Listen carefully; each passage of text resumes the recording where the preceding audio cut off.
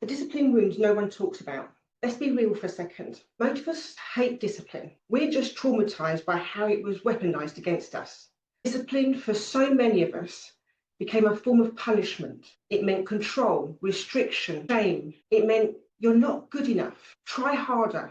So we rebelled. We avoided structure. We spiritualized our resistance. We confused freedom with flakiness and called it flow. But here's the soul truth. Real discipline is not a cage. It's a sacred container. It's the devotion that keeps your magic from leaking. It's the consistency that lets your nervous system feel safe enough to expand. It's the inner structure that lets your soul's creativity run wild without burning out. Discipline isn't masculine oppression. It's divine alignment. It's not about force. It's about frequency. And if you've been stuck in cycles of self-abandonment, procrastination, emotional chaos, or spiritual stop-start patterns, this episode is your holy intervention, because you don't need more hustle. You need to remember that discipline is devotion in action. So breathe with me. We're about to rewire your entire relationship with structure, focus, and energetic mastery. And it's going to feel like liberation. Welcome to Lemurian, the art of remembering. You're now in the Temple of Remembrance. Welcome. I'm Sherry, your spiritual life coach, numerologist, Lemurian frequency holder, and sacred disruptor of every belief that says you have to stay small. And today we enter the next sacred key in our Merkaba Virtues series, the virtue of discipline. But this isn't the patriarchal discipline rooted in guilt and grind. This is a Lemurian path of embodied sovereignty, of energetic coherence, of making your life a living temple, because your soul craves structure, not as a cage, but as a chalice. In the ancient temples of Lemuria, discipline was seen as a spiritual current, not an obligation, but a frequency of focus, a way to keep your field clear, your energy sharp, your vision aligned. So this isn't about doing more. This is about becoming someone your soul can trust. When your energy has nowhere to anchor, it leaks. When your focus is fragmented, you miscreate. When your word doesn't mean anything to you, your magic loses power. Discipline is how we call your power home. And in this transmission, we'll explore why most spiritual women fear structure and how that's keeping them stuck. The energy body most connected to discipline and how to strengthen it. How to rebuild self-trust through energetic consistency and powerful embodiment rituals that rewire your field for magnetic integrity. So take a deep breath, because this one is not about routines and habits. It's about becoming unshakable in your devotion. So why is discipline and energy body 3, the navel point of the will, connected?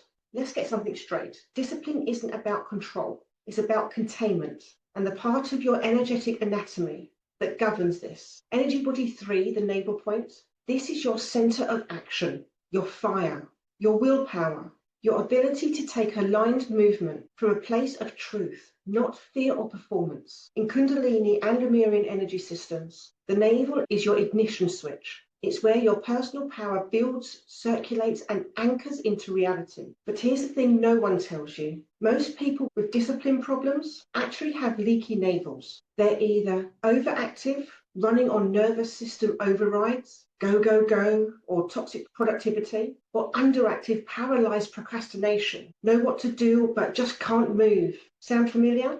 The truth is the navel point holds memory of every time you forced yourself, of every time you were punished for resting, or every time you failed to internalize it as I'm not good enough. That residue builds and it blocks your ability to move from soul. So we either rebel against discipline entirely, or we try to earn love through hustle. Both lead to burnout and both block the virtue. Discipline, when rooted in energy body 3, is about aligned momentum. It's sacred will. It's trusting your energy enough to build with it. A healthy navel portal lets you set intentions and follow through with clarity. Hold yourself in discomfort without collapsing. Build sustainable routines that serve your higher self, not your inner critic. Speak your boundaries and mean them. Lead with conviction without force. Let's anchor this with a practice now. I call it the navel point activation practice. Fire to focus. So sit in a comfortable but grounded position, spine tall, hands resting on your thighs. Close your eyes. Bring your attention to just below your navel. Begin breath of fire. Sharp inhales and exhales through the nose, unless you're pregnant or menstruating. In that case, use long, deep breathing. Continue for 1 to 3 minutes. Then inhale deeply, hold, and visualize a golden orange flame igniting in your core. And then say aloud, I am focused, I am grounded. I honor my energy through sacred discipline. Notice the sensations. You may feel heat, tingling, or even tears. That's your system recalibrating. So what is the energy wound of discipline? And how to reclaim structure without shame? The word discipline has been weaponized against the feminine for centuries. We were told that to be good, we must obey. To be worthy, we must suppress. To be spiritual, we must detach from the body, the fire, the wild rhythm of our own cycles. And so many of us grew up rebelling against structure, not because we're lazy, but because our spirit was starving in systems that didn't honor our nature. But here's what we forgot. Discipline isn't the opposite of freedom. It's the gateway to it. Without grounded structure, your divine downloads scatter. Without embodied routine, your nervous system scrambles. Without sacred commitment, your power leaks. This is not about becoming robotic. It's about learning how to hold yourself with the same devotion you offer everybody else. Because here's the truth bomb. If you do not build containers for your magic, it will implode from within or be exploited from without. And that's the old story. That structure of masculine, restrictive, suffocating, it's not yours, it's inherited. The Lemurian priestesses didn't run temples by winging it. They had rituals, devotion, rhythm, structure that served the sacred, not to suffocate it. Your soul is craving that kind of discipline, one that matches your frequency, not your traumas. So what does feminine aligned discipline look like? It honors your moon cycles. It moves your energy, not against it. It prioritizes rest as much as productivity. It aligns goals with intuition, not ego. It creates containers, not cages. So let's anchor this with a ritual. This one I call discipline devotion practice. My rhythm, my rules. So pull out a journal and ask yourself, where have I rebelled against structure out of survival? What kind of routine actually feels nourishing to my body and spirit? What daily commitment could help me anchor into my higher self? Choose one. Sacred, non-negotiable. Something that roots you in power daily. Examples, 10 minutes of silence, daily movement, mirror work, breath work. Create a ritual around it, not a rule. Light a candle, say a prayer, make it sensual, and then speak this affirmation. I hold my sacred rhythm. I choose discipline that nourishes, not punishes. My devotion is my power. So discipline as a Merkaba virtue builds integrity in your light body. So let's zoom out and remember what we're really working with here. Your Merkaba is not just a geometric light field. It is an energetic architecture of your sovereignty. It spins, pulses, protects, and propels your soul into the highest timelines. But like any sacred structure, it needs coherence. It needs rhythm, integrity, and alignment. And that's where discipline steps in, not as a jailer, but as a temple keeper. When you don't show up for yourself consistently, your Merkaba wobbles. When you betray your own word, your field fractures. When you say one thing but live another, your light body starts to short circuit. That feeling of burning out when you're doing less. Anxious even when you're meditating. Disconnectedness even when you're trying to manifest. That's a Merkaba misalignment. And discipline is the frequency that realigns it. Discipline grounds your intentions. It tells the universe, I'm not just talking about becoming her. I'm becoming her in real time. This isn't about hustle. This is about energetic trust. When your Merkaba trusts you, your manifestations arrive faster. Your intuitive channel sharpens. Your body relaxes because it knows your soul is in the driving seat. Let me offer you this visual. Imagine your Merkaba as a crystal spaceship. Every daily act of devotion polishes one of its facets. Every follow-through, every morning practice, every sacred boundary. It tightens that spin, steadies the axis, and tunes the vessel to receive and project clean frequency. Your discipline becomes a gravitational field to your destiny. The Merkaba discipline activation. This is Merkaba discipline activation. Sit in a comfortable position with your eyes closed. Breathe in for 4, hold for 4, exhale for 8, and repeat this for 7 cycles. Visualize your Merkaba spinning, tetrahedrons of light around your body. Now speak aloud. I commit to holding the container of my soul's expansion. I honor my word as sacred. I am the architect of my reality. I align, I anchor, I arise. Feel your light field stabilizing. Discipline isn't the chains around your freedom. It's the foundation beneath your flight. So how do we embody divine discipline? By practicing to anchor your power. We've spoken about the wounds, the rewiring, and the Merkaba mechanics. Now it's time to get practical, because without application, spiritual wisdom just becomes another shelf of forgotten books. So how do we embody discipline that amplifies our light instead of extinguishing it? How do we make commitment a form of devotion, not self-punishment? Let's walk through some sacred practices that root discipline into your bones. First, create a sacred rhythm, not a rigid routine. Most people fail at discipline because they try to force it through linear timelines instead of aligning it with your natural energetic flow. Instead, track your energetic pattern over a moon cycle. Notice when your energy peaks, when you crave stillness, when your creativity flows. Then build your commitments around those rhythms. Discipline aligned with your truth will sustain you.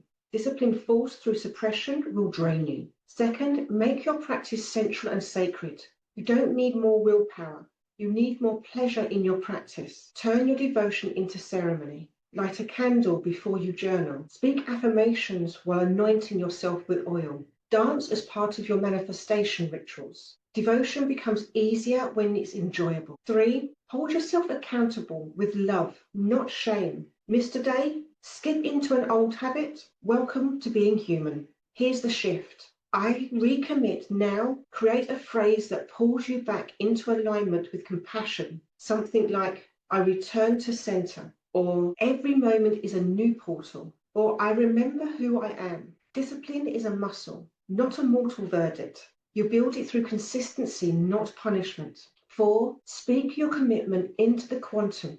The universe listens when you speak with authority. Try this scripting exercise. I commit to walking each day in remembrance, waking each day in remembrance. I honor my temple with daily breath work. I show up for my business as a sacred channel, not a stressed out survivor. Write your discipline declarations as spells. Read them aloud. Feel them land in your body like truth. 5, let your body be your calendar. The most potent discipline begins inside the body. Try body-based cues instead of clock-based pressure. Let your hunger tell you when to nourish. Let your womb tell you when to rest. Let your posture tell you when you've shrunk your power. Discipline begins with listening. Structure flows from somatic truth, not time slots. Here are some journal prompts for anchoring divine discipline. Where have I confused rigidity with safety? What story have I attached to being consistent? What would discipline look like if it was an act of self-respect? How have I sabotaged structure in the past to protect myself? What daily action would bring my future self into the now? Bring my future self into the now. And here are some affirmations to encode that frequency. I trust myself to follow through. My structure supports my expansion. My daily devotion births my destiny. I show up because I'm sacred, not to earn it. Discipline is my love language to my future self. So take a moment, take a breath with me now. Inhale through the nose, good, and exhale into the stillness, the remembrance, the rhythm of your own truth. You've just walked through a portal of divine discipline, not as a taskmaster, but as a soul architect. You now know discipline is not punishment, it's protection. Discipline is not control, it's energetic clarity. Discipline is not perfection, it's for expansion. This is your new holy code. I honor myself enough to show up. I trust myself enough to be consistent. I love myself enough to keep choosing me. When the world pulls you towards chaos, distractions, or old wounds, let your discipline be your lighthouse. When your energy body begins to spin out, dim, or disconnect, let your discipline be your stabilizer. And when doubt whispers, you're not ready, let your discipline be your roar back into sovereignty. You are here to build temples of transformation, not just in your work, but in your body, your breath, your boundaries, and your being. And those temples, they are built one sacred habit at a time. So let's lock it in. Anchor this practice by light body command. Place both feet on the floor, hands on your heart and solar plexus. Close your eyes and say aloud, I call back all fragments of my energy scattered by distraction, delay, or disempowerment. I reclaim my soul's focus. I activate my sacred routine. I stabilize my Merkaba with the routine of discipline. I now walk the timeline of embodied mastery. Breathe in through the nose, hold, and exhale slowly through the mouth. Now repeat this mantra. I am devotion in motion. My commitment creates miracles. Let that settle. Let that encode and let it ripple through your body, through your cells, through your DNA. So what are your next steps in this transmission? If this transmission landed in your bones, if it stirred a deeper call to live from your higher self, to stabilize your energy body, to build a sacred structure that amplifies your power and protects your light, then your next step is here. Book your growth breakthrough session. Together, we'll clarify your soul structure that holds your expansion, dissolves the sabotaging patterns that keeps you derailing your path, and map your Merkaba through rhythm, regulation, and radiant routine. Because discipline isn't about more effort, it's about energetic alignment. And I'll walk with you every step of the way. Let's build your legacy from within. Remember this, discipline is not something you force. It's something you become. When your actions match your essence, when your words match your worth, when your habits match your higher self, you become undeniable. Let the world spin. Let the chaos come. You are anchored now. You are the eye of the storm. You are the keeper of sacred rhythm. You are the living embodiment of divine discipline with fierce love and devotion. Until next time.